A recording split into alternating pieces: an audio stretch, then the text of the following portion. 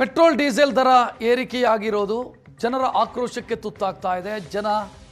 ಸರ್ಕಾರ ಈ ರೀತಿ ಮಾಡಬಾರದಿತ್ತು. ಮೊದಲೇ ನಾವು ದರ ಏರಿಕೆಯಿಂದ ದಿನಬಳಕೆ ವಸ್ತುಗಳ ದರ ಏರಿಕೆಯಿಂದ ಬೇಸತ್ತು ಹೋಗಿದ್ದೀವಿ.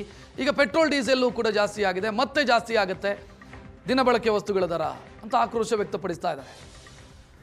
ಒಂದೊಂದು ವಸ್ತುಗಳ ದರ ಇದೇ ರೀತಿ ಏರಿಕೆಯಾದರೆ ಜೀವನ ಮಾಡೋದು ಹೇಗೆ ಅಂತ ವಾಹನ ಸವಾರರು ಸರ್ಕಾರದ ವಿರುದ್ಧ ಆಕ್ರೋಶ ವ್ಯಕ್ತಪಡಿಸ್ತಾ ಇದ್ದಾರೆ.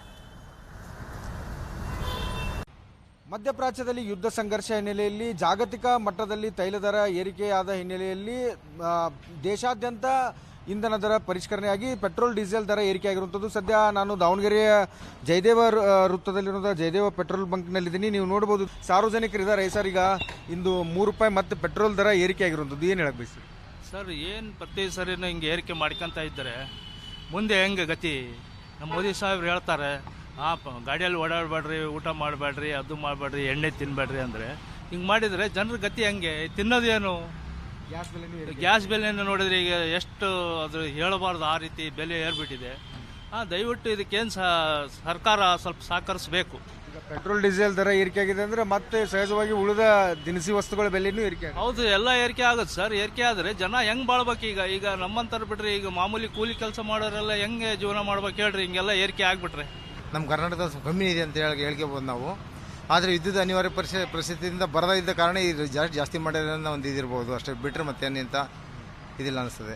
ಇರಾನ್ ಯುದ್ಧದಿಂದ ಸ್ವಲ್ಪ ತೊಂದರೆ ಐತೆ, ಅದಕ್ಕೆ ಜಾಸ್ತಿ ಆಗಿದೆ.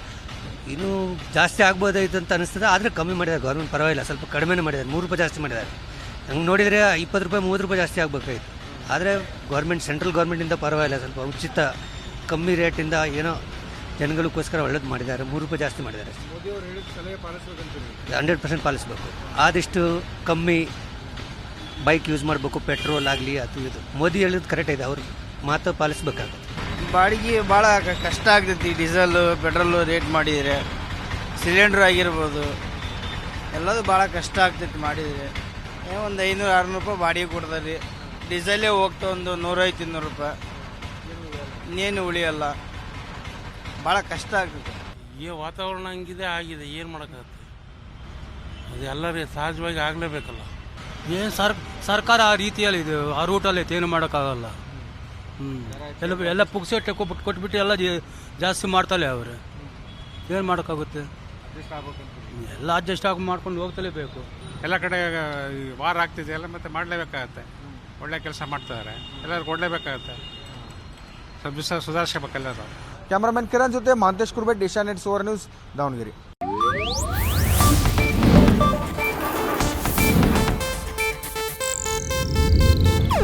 ಇದು ಏಷ್ಯಾನೆಟ್ ನ್ಯೂಸ್ ನೆಟ್ವರ್ಕ್ ಪ್ರಸ್ತುತಿ.